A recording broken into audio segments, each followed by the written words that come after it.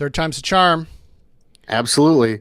And remember, kids, if the third time doesn't work, we're master masons. Yeah.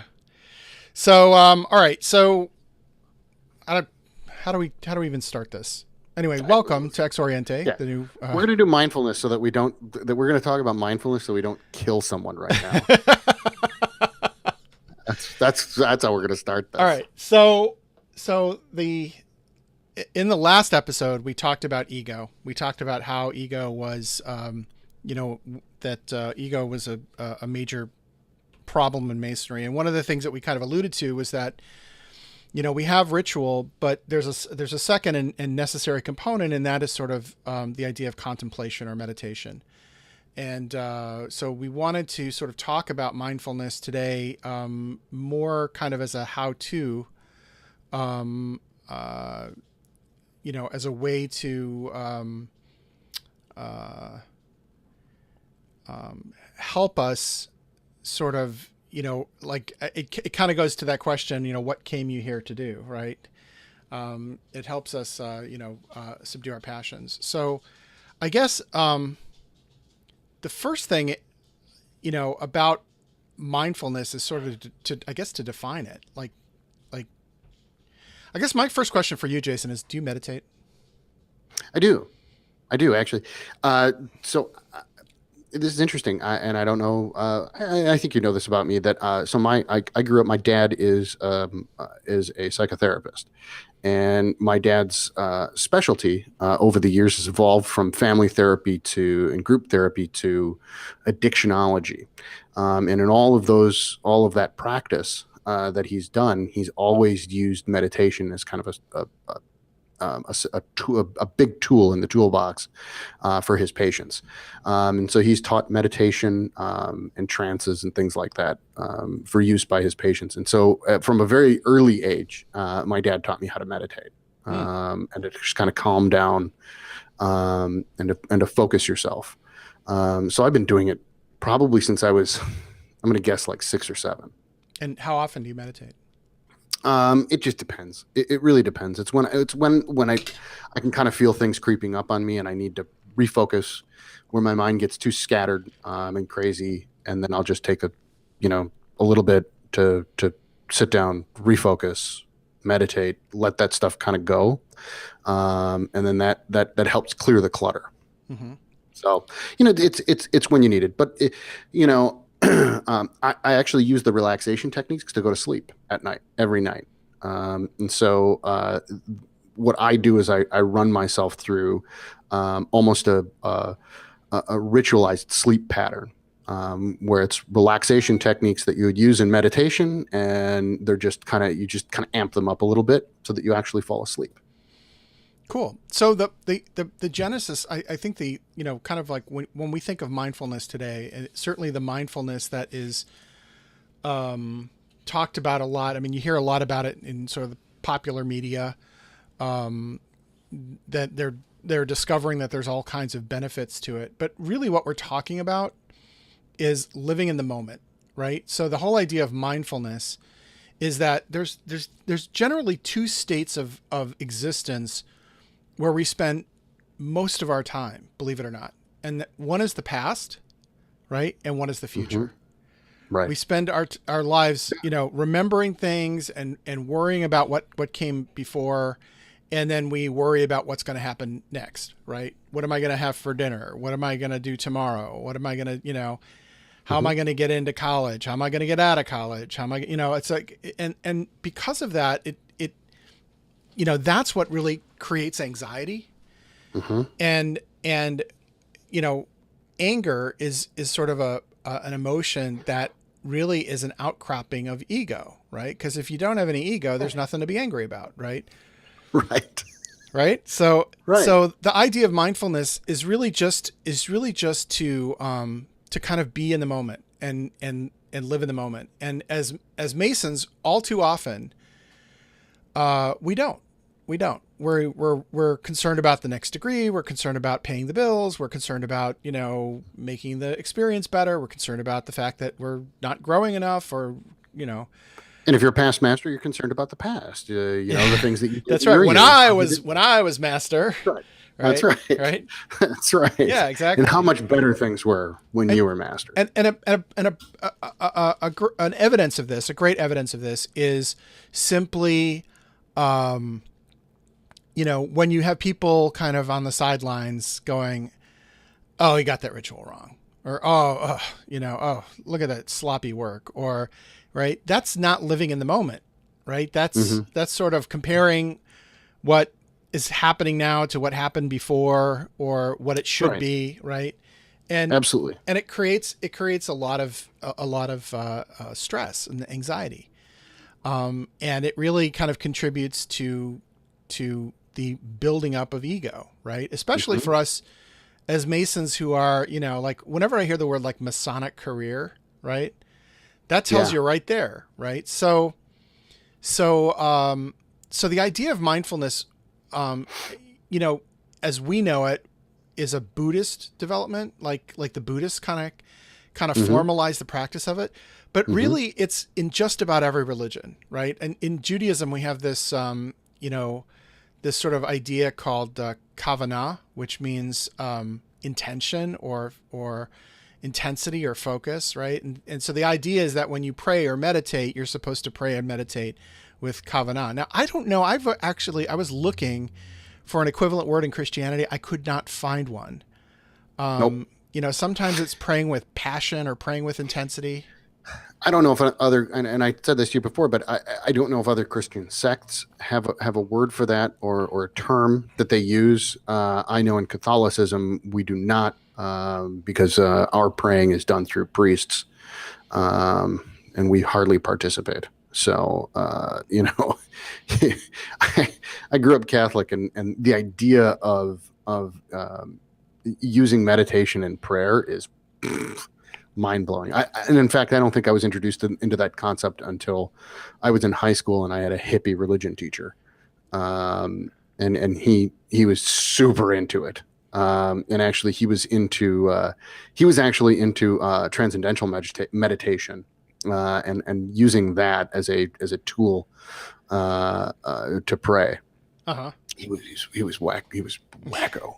Well, TM, it's interesting. So TM is an early form of Eastern meditation that came Yep. to the United States in like the 1950s, I want to say. Yes, And it's pretty simple. I mean, you don't need, it's very simple. I think you basically, you have what's called a mantra, right? Yep. And that mantra can be anything. And in fact, in Catholicism, mantras can be like a Hail Mary, Hmm. right? Or an He actually, Our Father. yeah, he actually taught us the traditional mantra for transcendental meditation is Om, which supposedly is the sound the universe makes. And you attune yourself to the universe. Yeah, and Om, incidentally, is also in Kabbalah. It's one of the 72 names of God. See, well, there you go. Interesting. It's very interesting. But actually, in TM, like in formal TM, they actually give you your mantra, and Oh, that's interesting. and yeah, because Is that like how when you're a Mark Mason, you get to pick your mark? yeah, except you don't get to pick it. It's given to you by Oh, the really? what do you call it? I don't know. Guru is The not the guru. right word. Yeah, I don't I think think it's it is guru. actually. Is it? That's an Indian thing. Like, yeah, guru is an Indian word, and I don't know The if they TM use that. instructor. So the TM Yeah, instructor sure. gives you your Okay. mantra, and it turns out I actually did some research on this because at one point I was thinking about doing TM, and Hmm. it's not cheap. I mean, I think it's they teach the technique over, I think it's like 7 lessons, and I think it's like $2,500. And I know, it's a lot. It's a lot. Wow, And it's trans-capitalist meditation. well, yeah, and that's one of the criticisms of it, right? Is that like to learn TM is very easy and very simple, but Mike once you Hambrick, sorry, he just pointed out yogi. It is a yogi, thank you. Thank you, Mike. And so that, yeah, so that's one of the criticisms of TM. And then Sure. what it is essentially, like if you wanted to do TM, you could find all the information you needed on the internet. What you're really paying $2,500 for is to join an organization. Right. And and there's sort of two. And have someone tell you you're not doing it right. Well, yeah, right. When I was yogi, Yeah. Um, That's great. yeah, we didn't do that when I was yogi, but it's and so really you're joining an organization, and in TM, and this is sort of almost a topic for another show, but in TM, Sure. there's sort of two types of TM. There's like just learning how to meditate, and Right. like I'd say probably 80% of people do that, and then you can go deeper into it, and there's deeper and more esoteric techniques, and it's kind of like anything kind of culty, there's like, Yeah. it's sort of like Sea Org for the Sure. Scientologists and stuff. Yeah. Yeah. Right. Anything that charges you $2,500 in the door. Yeah. I mean, right. Well, yeah, yogis got to eat too, right? Not a lot, but some, right? And Right. right. Um, Right. and Yeah, they got can only starve for they so got to long. pay rent. But the point is that what, the way that TM works is that you have this mantra. The mantra, believe it or not, you can actually look it up on the internet. If you just sort of Google TM mantra, it's basically how old you are when you walk in the door to TM. So if you're my age, I think the mantra is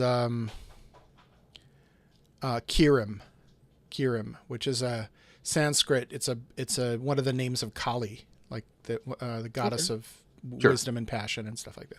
So anyway, so that's one form of meditation, but the whole idea of meditation is to really kind of pay attention to the moment, to what's happening in the moment. And it's basically like to try to slow your brain down, right? To sort of kind of live in the moment. And the sort of the Zen way. So I used to practice Zen, formally when I was younger. And the thing about Zen is what you do is you count the breath, right? So you breathe in through your nose, Right. and you visualize it coming in through your nose, up through your head, down your spine, and then it circles, in your belly. So your belly breathing, and then you exhale through your mouth, right? So it's less something like,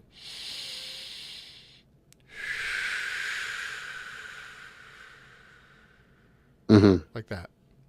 And You intentionally slow yourself. yeah. And so the idea is to try to like clear your mind. And the thing is like most people think that like a lot of, or not, I don't know, most people, but a lot of people think that if you're, it's harder than, it seems very simple, but it's harder than it seems because our brains are constantly going. We're constantly thinking about stuff. And a lot of people get frustrated and they say, well, the hell with it, I'm just not good at this, right? Because I'm not in a trance, or I'm not, Right.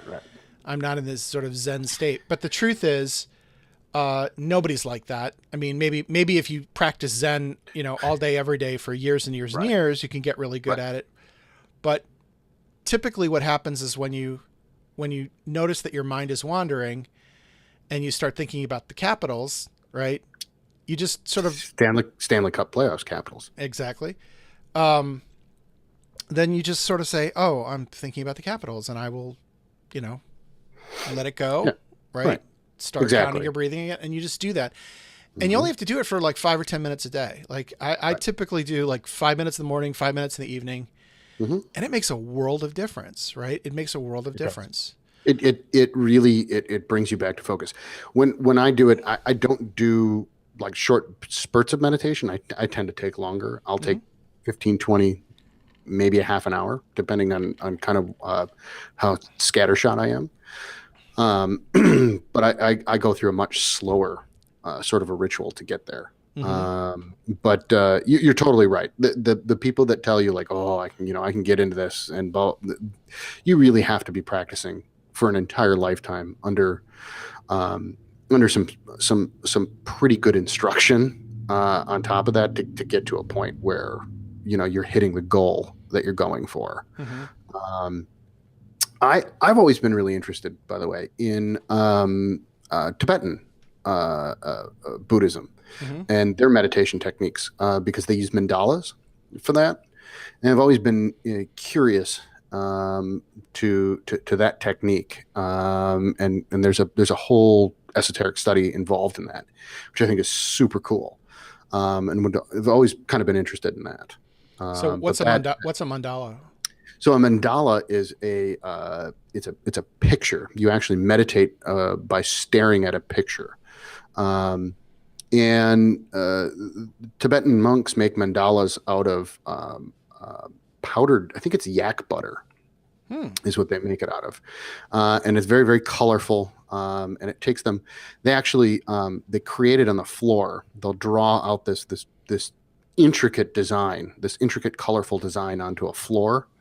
And then the monks sit around it and they pray and they meditate using this mandala. And to them, they believe that the mandala is a door. It's actually a doorway, and their focus on that doorway will open the door up Hmm. to the mystical. It's really, really cool. It's a really interesting, but it's a really complex practice. So I've never been able to really dive into it. I know the surfacey level stuff about it. When they're done meditating, so with bigger mandalas, it will take them uh, days, weeks, months to create these designs on the floor. And when they're done with them, they'll finish the design, they'll finish their prayer, and then they just sweep it off the floor. It's done. Right.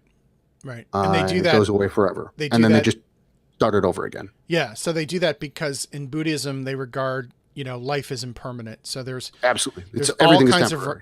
there's all kinds of reminders of the impermanence of life, and Yep. it's sort of like their version of memento mori, right?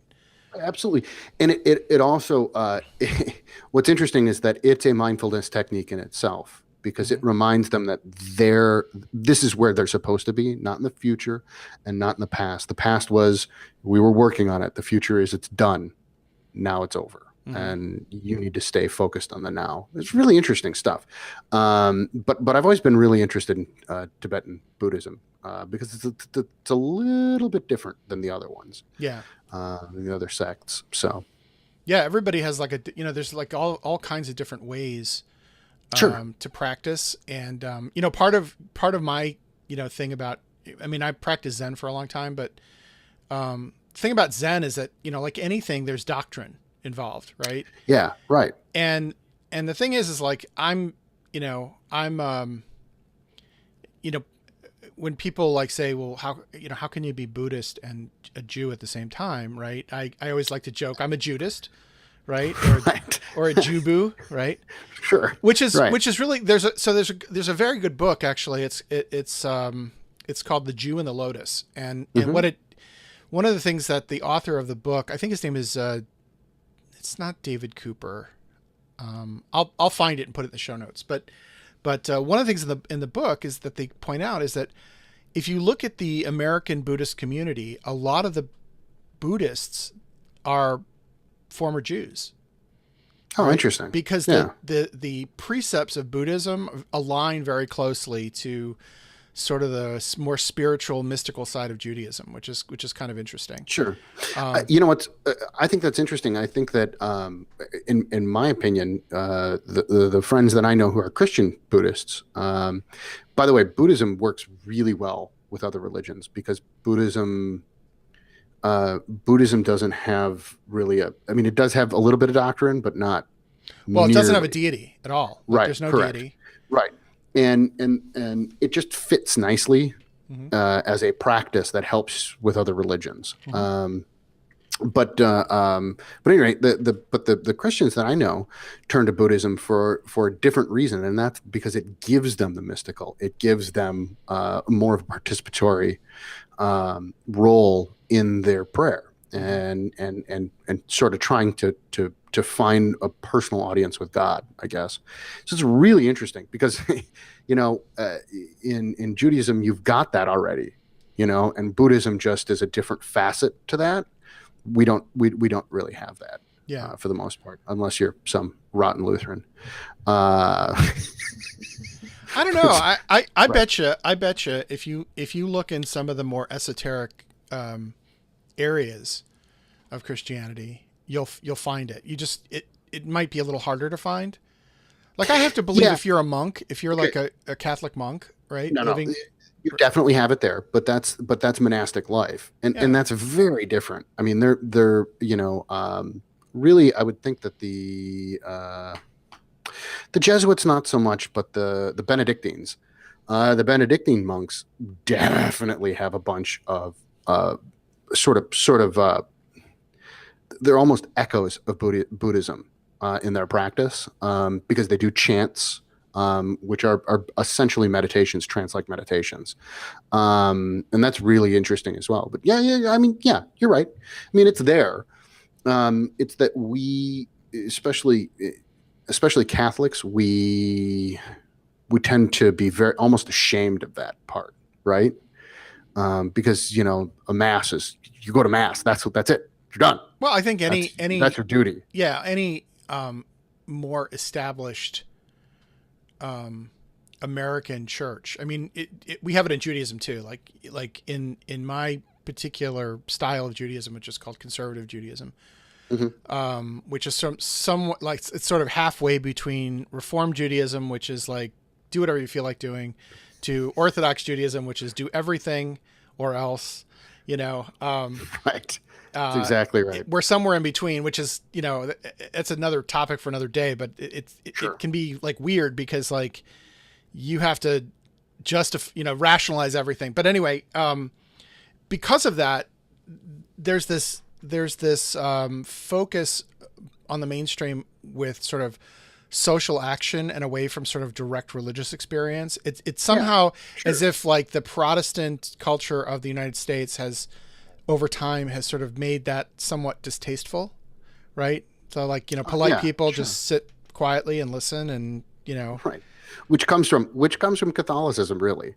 What's interesting is that the Protestantism in the United States is very, it echoes traditional Catholic values. It's just easier to deal with condoms. Nice. And so like, but the conservatism, the idea that, you go to church and you shut up and you sit there, you soak in, you're not participating really. You're there to. Okay. But there's another way to look at it. Which is that, so, one of the things that sort of makes Catholicism, as I understand it, is what they call smells and bells, right? Right. Yeah. So they have incense, they come down with the incense, and they come down with the they have gongs and chimes and right. Little chimes. And so the idea is that you're sitting in this, hopefully inspirational space. The priest is creating this sort of sacred space by consecrating it with incense and, there's holy water, there are these things that sort of are experiential and kind of put you into that frame of mind. So if you're praying and it's devout, right, you get that frame of mind that you don't necessarily get if you're like say, I don't know. I'm just making this up. I'm like a Methodist, right? Like, if you're just sort of in a kind of a middle of the road, it's not as experiential, and I think what it's meant to be is much more internal. Like the expressions of your faith are sort of internal and sort of between you and God. But that's the thing is like, and so I what I wanted to do is kind of like talk a little bit about, because I know that a lot of our listeners are into Kabbalah and they like. They like it when we talk about it. So there's a really interesting aspect to that, which is that, if you think about the Kabbalistic tree of life, right, with the 10 sefirot, the ones, each one of those sefirot is pretty, it's pretty essentially,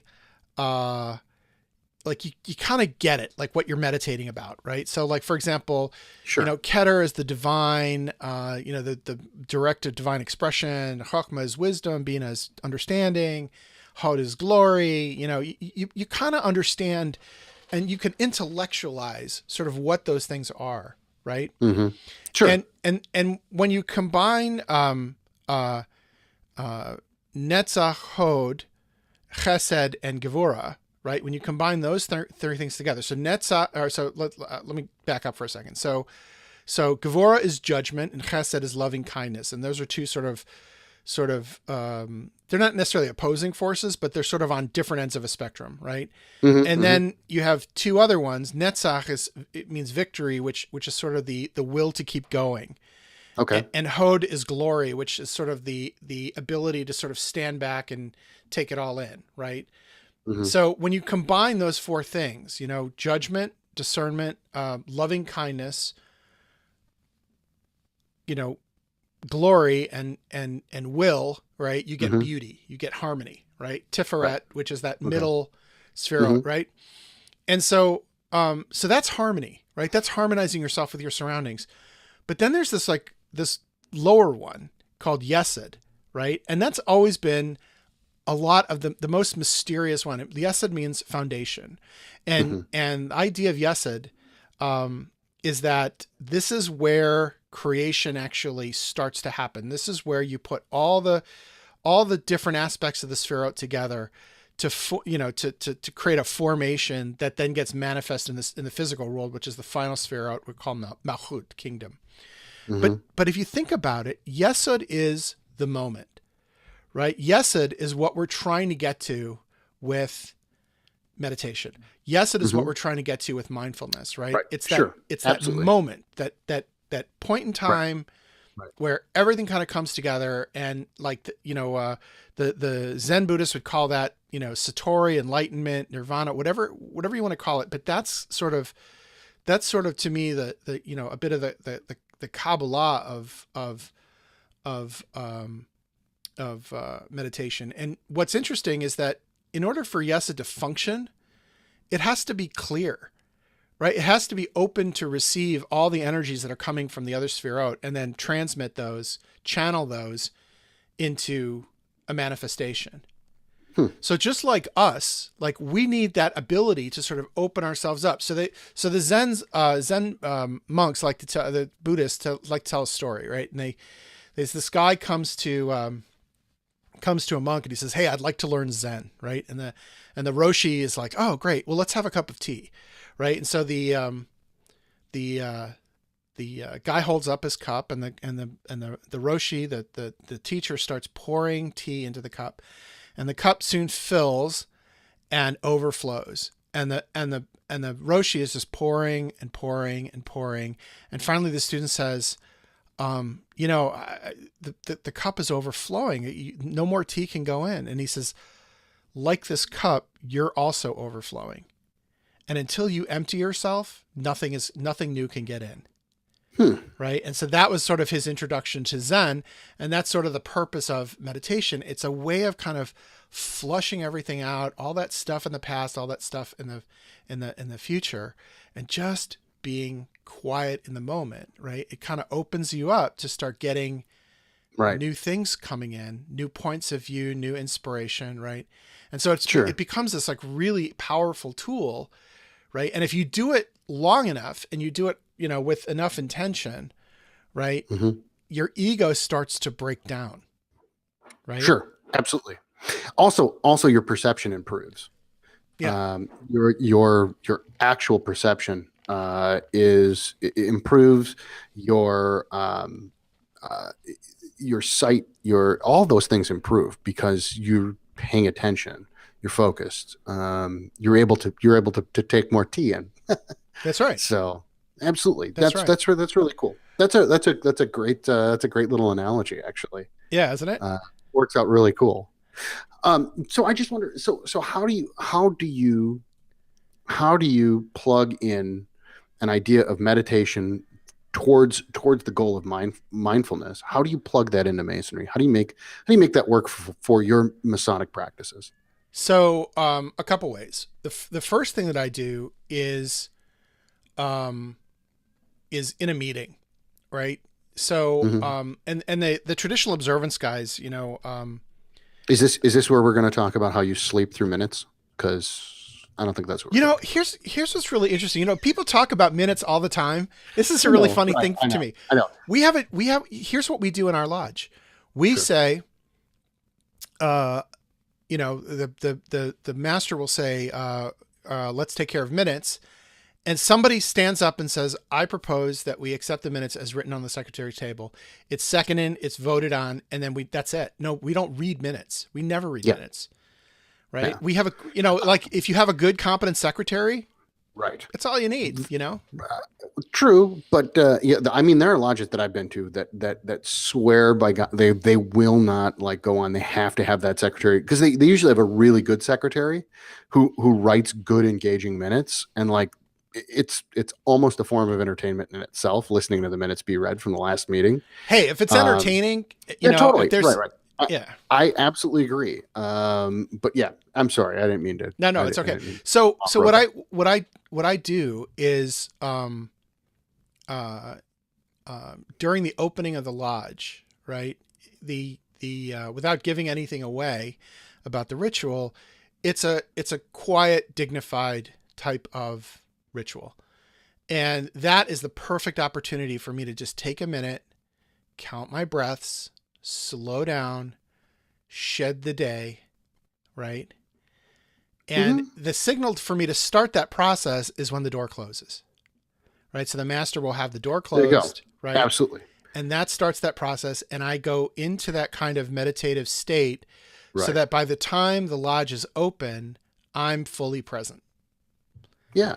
And Yeah. and it goes kind of in reverse when we close the Hmm. lodge, right? Is Yeah. that I'll again I will start to, I will start to wind down, right? So that's the first way Hmm. that I use meditation as a way um, to help inform my Masonic practice. Another thing that I do is I use it to help me deal with the stupidity that I find, right?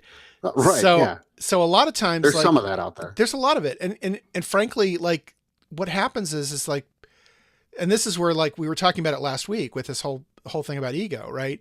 It's Yeah. like people do Right. things, right? They may have good intentions.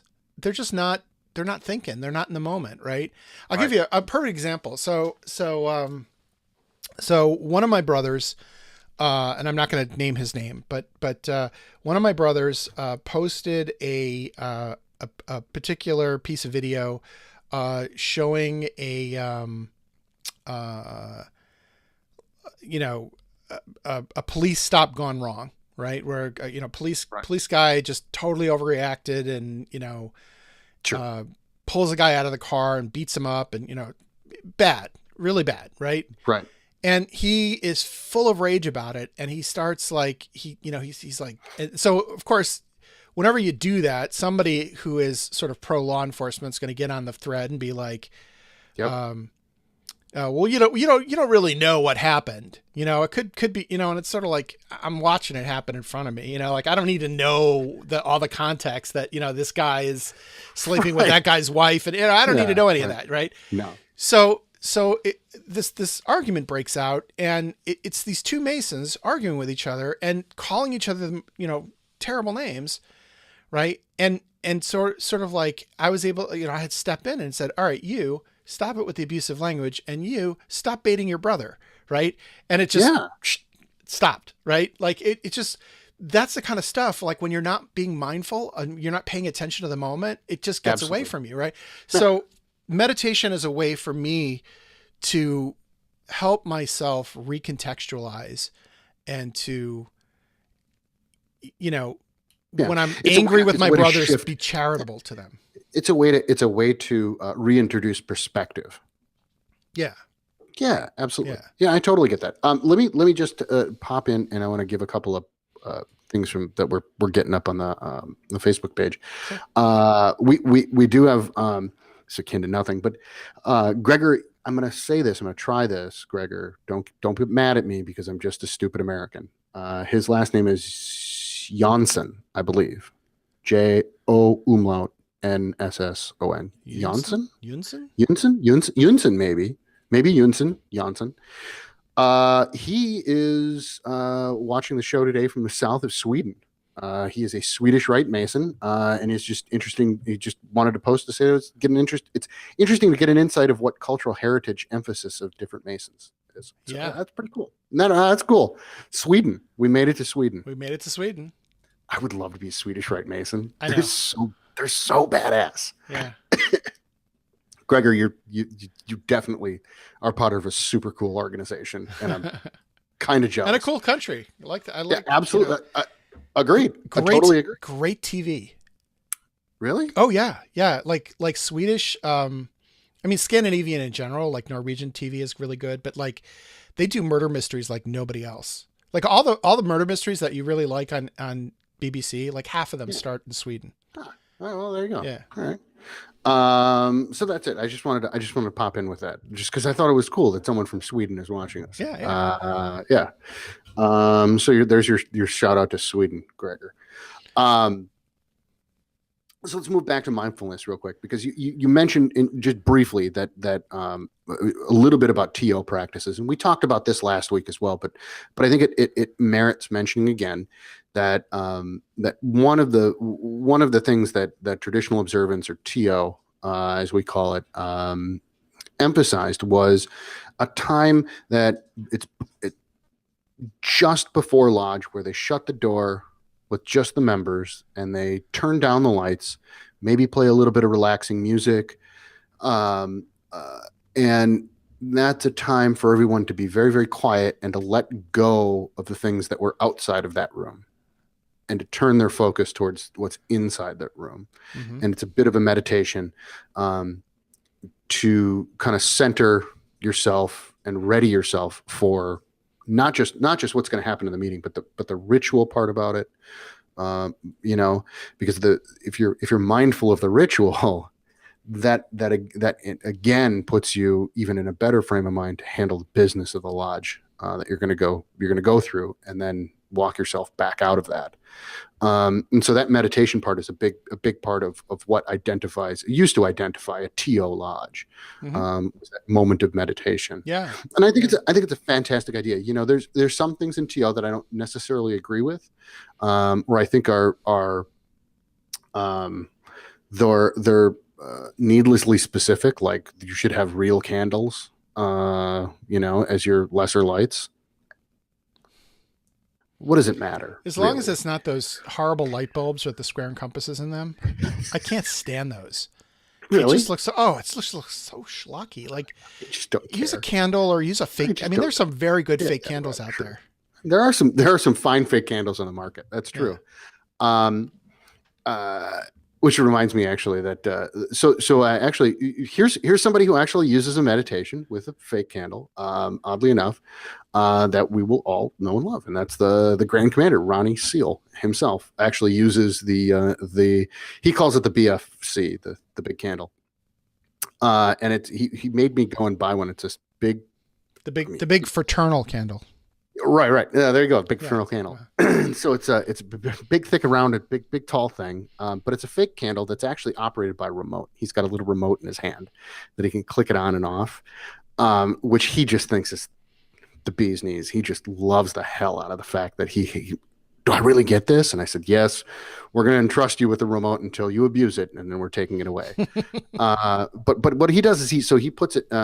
The Supreme Council is 33 men only, and they've got what's called the executive chamber in the House of the Temple, and it's their meeting place. And the Supreme Council meets there once every 2 years to do their business. And before they do that business meeting, that they have to do once every 2 years to elect new members to the council and et cetera, he gets all the members into that room. He closes that door, and then shuts off all the lights, and he plays some music in the absolute complete darkness for a little while. And then at an opportune time, he clicks on the candle. He lights the candle, and then he talks about what that means and what it should mean to the men in that room. And then he lets it go for a little while so that people can reflect on that and think about it. And then he starts a meeting. That's great. Yeah, right. And so here is the Sovereign Grand Commander of the Supreme Council of the Southern Jurisdiction, Mother Council of the world, and he starts a meeting like that, right? And that tells you how important that little act is, and what a huge effect it makes on the business that you're about to undertake. Yeah. I mean, you know, it has another effect too, and that is that I find that when you take that time, especially at the beginning of a meeting, and you create that space, it tends to strip away a lot of the title and the pomp and circumstance and all that stuff of people with rank, and they become, and when you open your eyes, absolutely, you're all brothers. You're all on the level, like it's a levelizer. Yeah. Right? And you know what? And even further than that, Eric, I think that if you walk into that room with any animosity towards any other brothers that are in that room, if there are any disagreements or arguments that you know are coming in this meeting, that moment of reflection forces you to sit quietly with everyone first. You're not allowed to get in there and then launch at somebody, Right. right? Yeah. You have to sit in silence and contemplate a little bit, and it forces you to calm yourself down. It almost strips away a little bit of that the emotional edge to that stuff. And so while that conflict probably isn't going to go away, it's de-escalated greatly Yeah. by the time the meeting itself starts. And that's super helpful as well. Yeah. So there's some things that you can do, some tools that are available that are can help you if you want to start a meditation practice. And again, you don't have to like take a $2,500 TM course. You don't have to sign up for anything.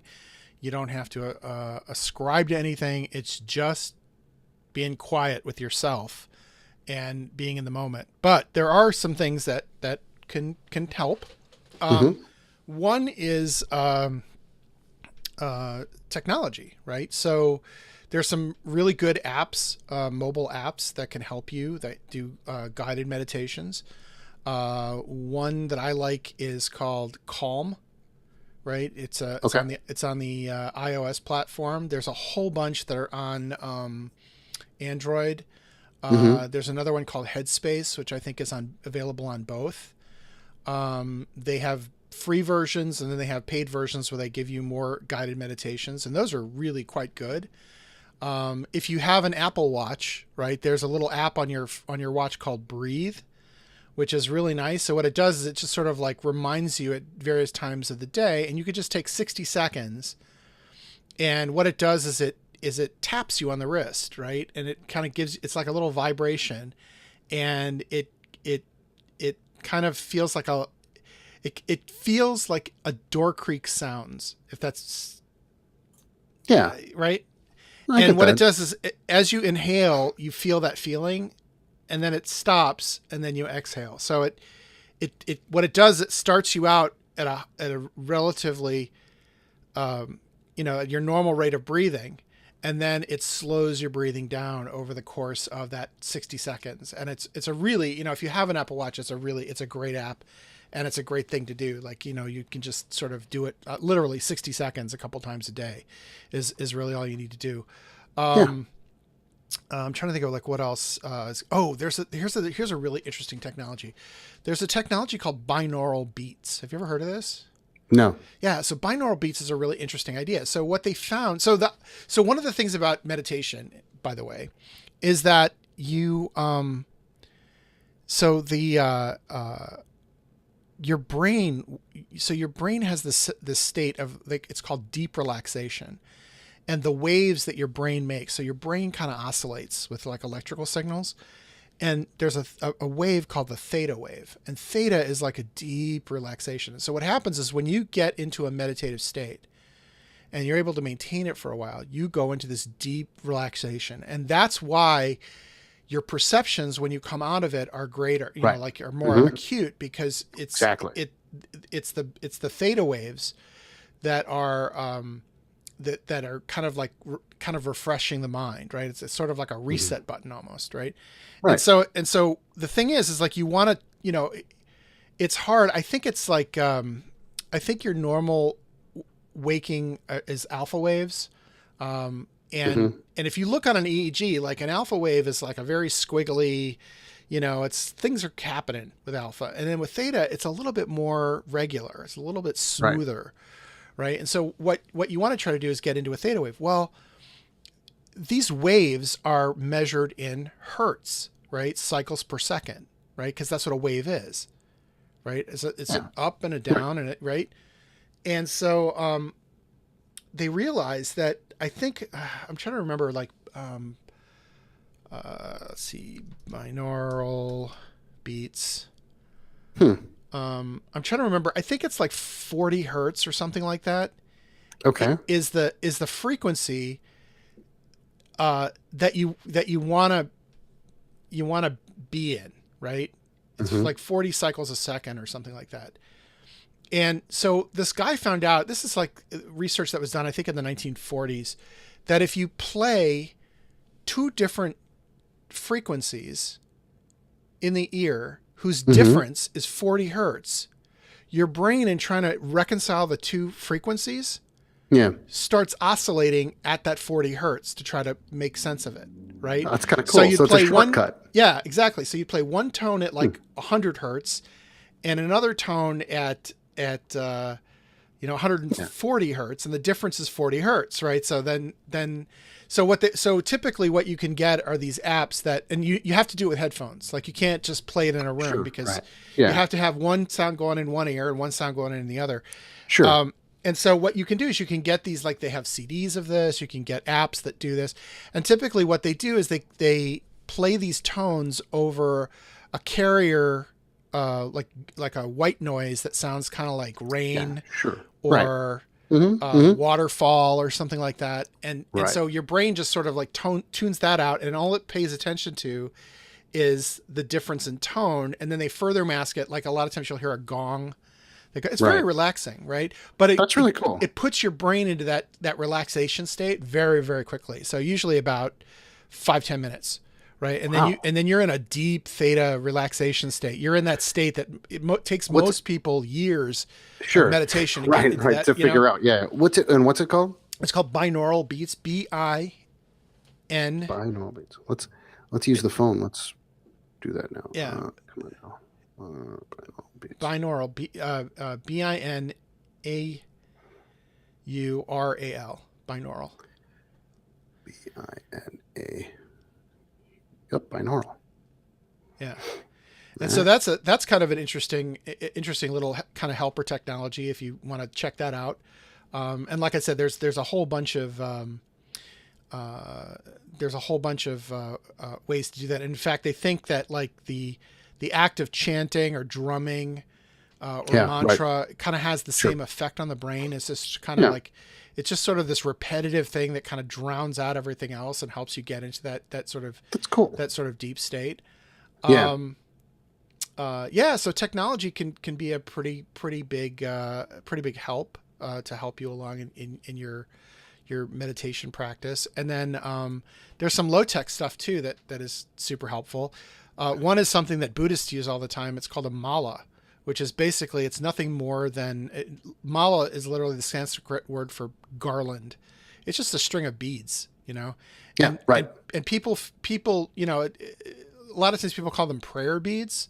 Mm-hmm. They're not prayer beads, but Buddhists use them in several ways. One way that they use it is to count the number of times that they chant a sutra, right? So they might have to chant a sutra, 1,000 times, which is no mean feat, and they use the mala to keep track of it. And different sects in Buddhism have different styles of mala, right? Sure. The Tibetan one is somewhat simple, but most malas come in two flavors, right? There's 108 bead mala, right? Which 108 is sort of a sacred number in Buddhism. They believe that we have 108 forms of suffering. So the basic premise of Buddhism is that suffering exists because we're overly attached to things, and if we can release our attachment on things, then we're not going to suffer anymore. And so that's kind of what that's kind of like what, why 108 beads, but all they are beads. And so the way I use it is I use it to just count my breaths. And that way, because I'm not on a timer, I'm not worried about, so, and typically it's a string of beads, and there's one larger bead, and that's called the guru bead. And that just tells you, like, if your eyes are closed, you know it when you feel it, because it's a bigger bead, right? So the idea is, like, I just use it to count my breaths. And what's nice about that is it doesn't, like if I'm on a timer, I'm thinking to myself, how much time's left? How much time's left? Like I don't have to worry about that, because it's just like when I get to the guru bead, then I'm done, so it's a nice, and then the other way style is a 27 bead mala, right? Which gives you 24 beads plus a guru bead, and that's just it's a smaller one. You know, you can even get like the wrist malas are like very popular now. Like that's a big men's accessory, like the bead bracelets that are like Right. everybody's wearing. I mean, Right. that's essentially a mala. It's a wrist mala, and you can use the mala for a nice quick meditation at work or something like that. And again, all I do is use it to count the number of breaths, and it just makes it easier for me. So I don't have to have a timer. I don't have to have headphones or my iPhone or something like that. I can do it wherever I'm. If I'm in an airport, I could just sit down, close my eyes, and just breathe, and it's a really nice kind of refresher. And I'm trying to think if there was anything else. I actually, so I did a long meditation while we were on the plane going to Europe in spring. We had a long flight, and I used it to just kind of relax myself because I tend to tense up in my legs because I can't get them in the position that I want them in. And so so what I did is I used it as a relaxation technique, and actually what helped me there is I have a really good set of noise canceling headphones. And what I did with them is that I just disconnected them from everything, and I just used them as pure noise cancelers. And man, does it help. It gets you where you need to go much faster than trying it the old fashioned way, where you really have to concentrate and you really have to it's almost stressful itself trying to concentrate and to drop out distractions in that way. But man, with a good set of noise canceling headphones, bing, bang, boom, and all of a sudden you feel all noodly and wonderful. There's something if you have the means, a good set of noise canceling headphones will help a lot. Yeah. Or earplugs. Could Yeah, help. there you go. If Yeah, you go get low tech. distracted, yeah, you can go low tech. Big time. So there was one other aspect to this, that I wanted to talk about, which is, so meditation is sort of the tool that you use for mindfulness. It helps, clear out your yesed and make you open and stuff. The second part is sort of paying attention, right? Is what we say in Kabbalah's kavanah. I think,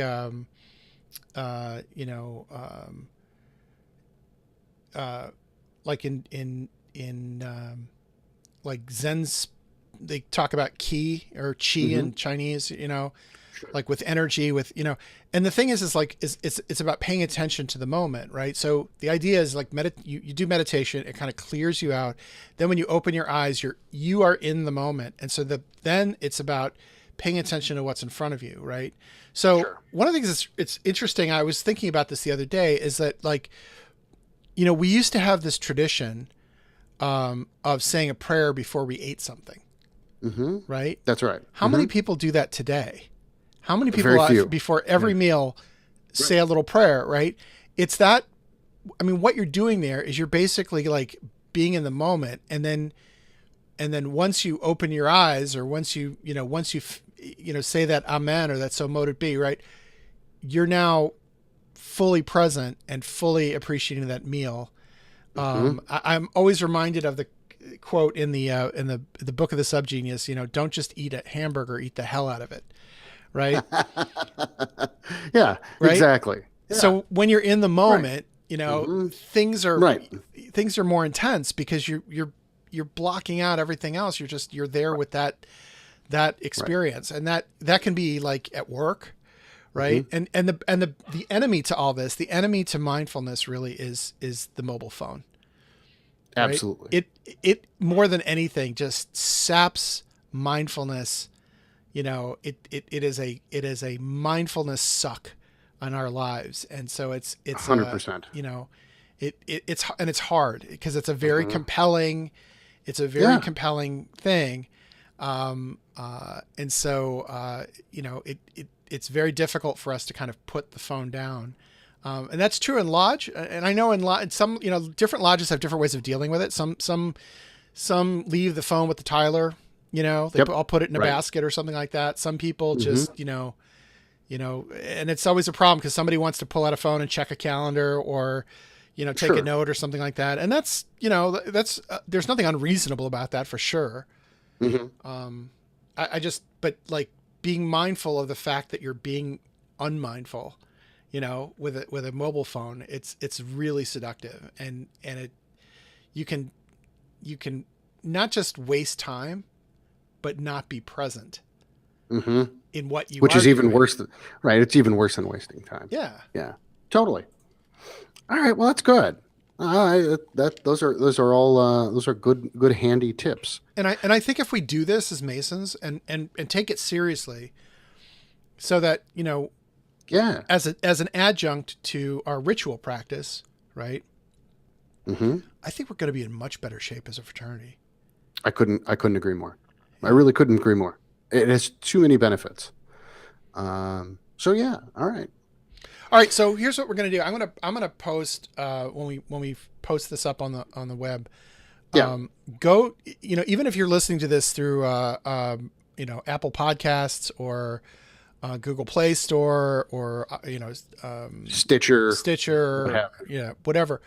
Go to xoriente.com just for the show notes, because I'm going to put links to all of these things. All these different tools and resources and stuff. There's also there's a really excellent, there's a thing called Great Courses, you. which Hmm. if you're an Audible, I think we're like this is the only podcast where I'm mentioning Audible and I'm not getting paid for it. But, Right. right. It's available through Audible. You can get it on CD and on download and stuff like that. But there's a very good one. The guy who's like he studies mindfulness at Harvard, Hmm. through their medical school. Like, Hmm. it talks about like all the health benefits. There's tons of health benefits. There's tons of emotional benefits, helping you with anxiety. It's just, as you said, Jason, there's just too many benefits to Yeah. not pay attention to this. And there's almost no cost. That's Yeah. the best part. Yeah. Yeah. There's Almost no this cost. is it's just it's too much not to do it. Mm-hmm. Trust us. And so once you do this, so when you guys go out, I think that both Eric and I would be really interested to hear your stories later. So I think maybe what we do is we'll do a follow up cast later, and we'll do this. That follow up cast will be all interactive, and we'll let you guys kind of drive the conversation a little bit. But I think we're both really interested to hear what the results are after you guys do this for a little bit, and you take it out and you do what you do with it. I would love to hear your stories about it. Did things get better for you? Did they get worse for you? What did you have to learn? All that kind of stuff. So maybe we'll pin that for maybe episode 110. Right? We'll let you go for a month or two, and then when we get back to it, it'll be all interactive and we can really talk about it. Yeah, for sure. And definitely let us know how that's working out. What, are you experiencing any blocks? Hmm. Did you find it really easy? I want to hear your success stories and your failure stories, Absolutely. because we think that this is an important part of the masonry of the future. You can share with us on our Facebook page. It's facebook.com/X-Oriente. You can drop us a line at xoriente@gmail.com. We would love to hear all about how this is informing your Masonic practice, maybe your spiritual practice as well, like whatever Yeah, absolutely. flavor of spiritual practice you do, or even if it just like, does it help you at work or with your Hmm. relationships or whatever, Hmm. let us know. We'd be very interested. And of course, if you like what you hear, consider becoming an executive producer. Our executive producers are what makes this show happen, and we've got some stuff that's in the works that will be made available to executive producers first. Anytime I do public speaking, which I do, periodically, those presentations get made available to executive producers before they get released to the general public. So if you'd like to become an executive producer, you can visit our Patreon page. It's patreon.com/X-Oriente. Make a pledge and keep intellectual content like this going. We definitely appreciate our executive producers. Thank you. Thanks, Thank you guys. again. And that's about it. So we got through an hour. We didn't crash. we're going to keep working on the quality issues. And by the way, if you're hearing this, well, actually, if you're hearing this, then the other episodes have gone up. But typically, when we have technical issues like this, we have to kind of stitch together the complete episode, and that takes a lot more technical work. I'm really good with audio. I'm not so good with video, so it just takes me longer. So we will do our best to get this, to get all this stuff in the feed as quickly as we can. So anyway, that's it for me. That's it for me. Hey, thanks for tuning in, guys. We really appreciate you guys being out there, and especially those guys that are talking back, even sass pots like Diego and Ruli. We love you anyway. Yeah. So thank you guys for everything, and we'll see you next time. All right, Fiat Vox, everybody.